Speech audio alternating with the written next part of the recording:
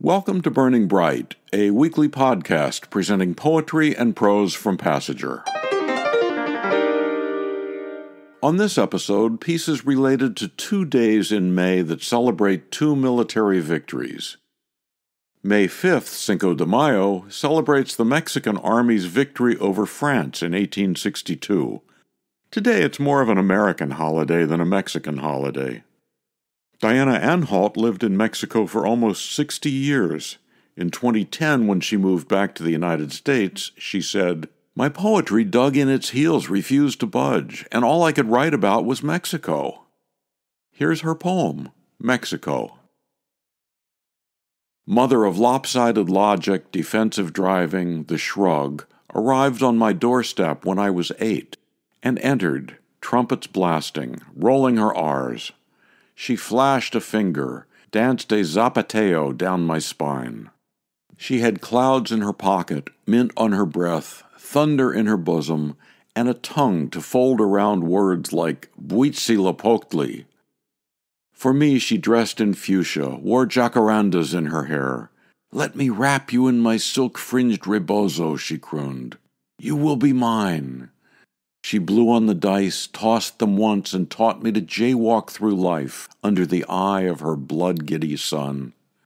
So I shrugged off the Bronx-like yesterday's vows, forgot the words to Girl Scout songs, fear of dark places under the L, but kept my ice skates, my accent, the scars on my knees. She filled my ears with marimbas and gossip, sang me her tunes until I called her my own.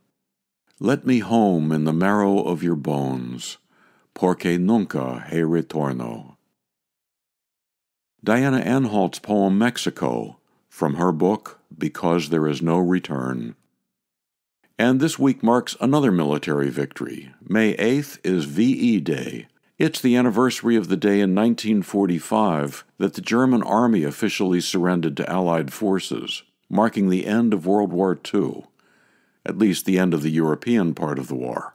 The war with Japan ended that August. To commemorate VE Day, excerpts from a story by Arthur Rivkin, Adolf and the Devil. One Tuesday evening I was bending elbows with Mike, a real old-timer. He was in World War II. I remembered a long time ago he told me he was with General Patton's Tank Corps fighting across Germany. I was drinking Dundee's honey-flavored beer, my favorite brew. As usual, Mike was nursing a Boilermaker. He could handle that heavy stuff. He tore into that juice and never looked loaded. I never saw him drunk. He got a little ruddy in the cheeks, and the gibbous nose gave him a clownish quality. Red spiderwebs wove across his clean-shaven face, and the high forehead and close-cropped brown hair made him look studious.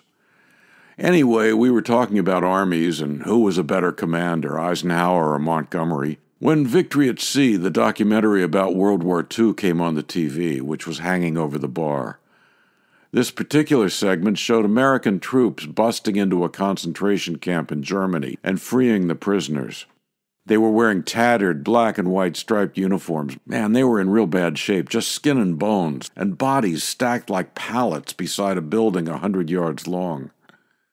Mike looked at me and said, "I was there." "What, you're telling me you were in one of those concentration camps?" "Yeah, I was with the first group in 45. I was attached to the 6th Army. We went in and freed those poor guys. Man, that place stunk like a closed outhouse. Dirt and crap were all over the mangy place. Half those guys were walking dead, nothing but hobbling skeletons with big bulging eyes. Most of them could barely crawl. My sergeant told me he heard the Germans ordered the killings." "So you were there? You saw that evil stuff firsthand? You were fighting Nazis and wound up in a concentration camp? God damn, Mike, you saw some real crazy stuff." Mike ordered another Boilermaker, he downed a shot of whiskey, washed it with the beer chaser, and said, "That Hitler was some piece of turd." I gave Mike a long, hard look and asked him, "In the grand scheme of things, where do you put Hitler?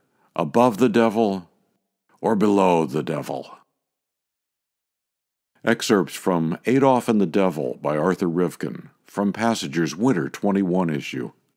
Arthur said that the story was based on his interest in history and his experience listening in on conversations many years ago when he was a bartender.